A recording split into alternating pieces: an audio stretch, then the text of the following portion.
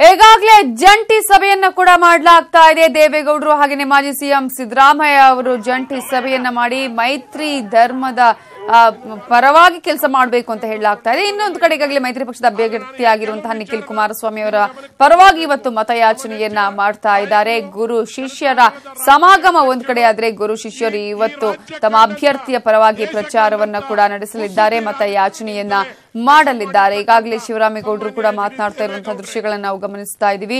ಇನ್ನೊಂದು ಕಡೆ ದರ್ಶನ್ ಕೂಡ ಪ್ರಚಾರವನ್ನ ಮಾಡ್ತಾ ಇದ್ದಾರೆ. ಈಗಾಗಲೇ ಪ್ರತಿ ಹಳ್ಳಿಗೂ ಹೋಗಿ ಈಗ ನಟ ದರ್ಶನ್ ಪ್ರಚಾರವನ್ನ ನಡೆಸ್ತಾ ಇದ್ದಾರೆ. ಅಲ್ಲಿನ ಒಂದು ಜನಸಾಗರವನ್ನ ಕೂಡ ನಾವು ಗಮನಿಸಬಹುದು. ಒಂದ್ ಕಡೆ ಸ್ಟಾರ್ ಪ್ರಚಾರ ಆದ್ರೆ ಮತ್ತೊಂದು ಕಡೆ ಈಗಾಗಲೇ ನಿಖಿಲ್ ಕುಮಾರಸ್ವಾಮಿಯ ಪರವಾಗಿ ಈಗ ಗುರು ಶಿಷ್ಯರು ಇವತ್ತು ಪ್ರಚಾರವನ್ನ ನಡೆಸ್ತಾ ಇದ್ದಾರೆ. ಈಗಾಗಲೇ ನಾಗಮಂಗಲದಲ್ಲಿ ಈ ಒಂದು ಸಮಾವೇಶವನ್ನು ಕೂಡ ಆಯೋಜನೆ ಮಾಡಲಾಗಿದೆ. ಇನ್ನು ಕೆಲವೇ ಹೊತ್ತಿನಲ್ಲಿ ಸಿದ್ದರಾಮಯ್ಯ ಹಾಗೆ ದೇವೇಗೌಡರು ಮತಯಾಚಿಸಲಿದ್ದಾರೆ.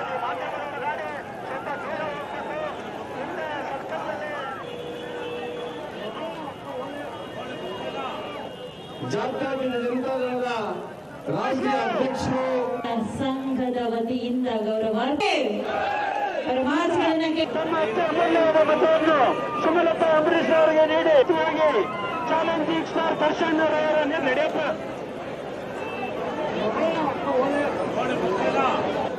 ಜಾತ್ಯತೀತ ಜನತಾದಳದ ರಾಷ್ಟ್ರೀಯ ಅಧ್ಯಕ್ಷರು ಸಂಘದ ವತಿಯಿಂದ ಗೌರವಾರ್ಥ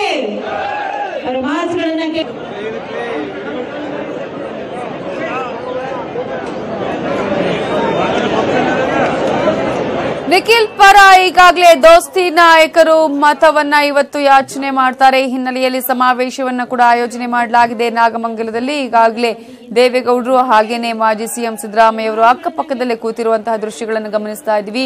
ಸಿದ್ದರಾಮಯ್ಯ ಅವರು ಈಗಾಗಲೇ ದೇವೇಗೌಡರು ಬಂದಂತಹ ಸಂದರ್ಭದಲ್ಲಿ ತನ್ನ ಕುರ್ಚಿಯನ್ನ ಬಿಟ್ಟು ಅವರಿಗೆ ಕೂರೋದಕ್ಕೆ ಅವಕಾಶವನ್ನು ಕೂಡ ಮಾಡಿದ್ದಾರೆ. ಈ ಹಿನ್ನೆಲೆಯಲ್ಲಿ ಇವತ್ತು ಒಂದು ರೀತಿಯಾದಂತಹ ಪ್ರಚಾರ ನಿಖಿಲ್ ಕುಮಾರಸ್ವಾಮಿಗೆ ಒಂದಷ್ಟು ಶಕ್ತಿಯನ್ನ ನೀಡುತ್ತೆ ಅಂತಾನೆ ಹೇಳಲಾಗ್ತಾ ಇದೆ.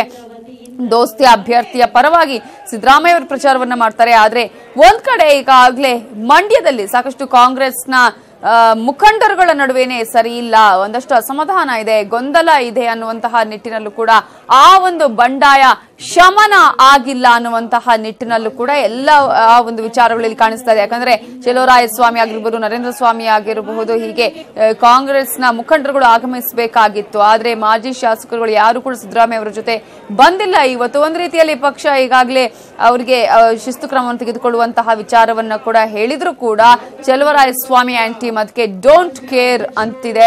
ಯಾಕಂದ್ರೆ ಯಾವುದೇ ಕಾರಣಕ್ಕೂ ಕೂಡ ನಮ್ಮನ್ನ ಕುಮಾರಸ್ವಾಮಿ ಕರೆದಿಲ್ಲ ಅನ್ನುವಂಥದ್ದು.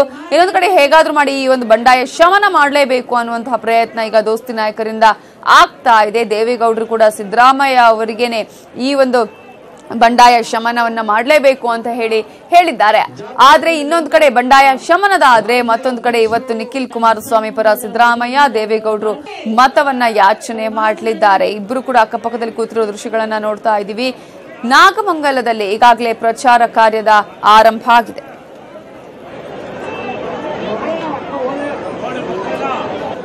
ಜಾತ್ಯತೀತ ಜನತಾದಳದ ರಾಷ್ಟ್ರೀಯ ಅಧ್ಯಕ್ಷರು ಸಂಘದ ವತಿಯಿಂದ ಗೌರವ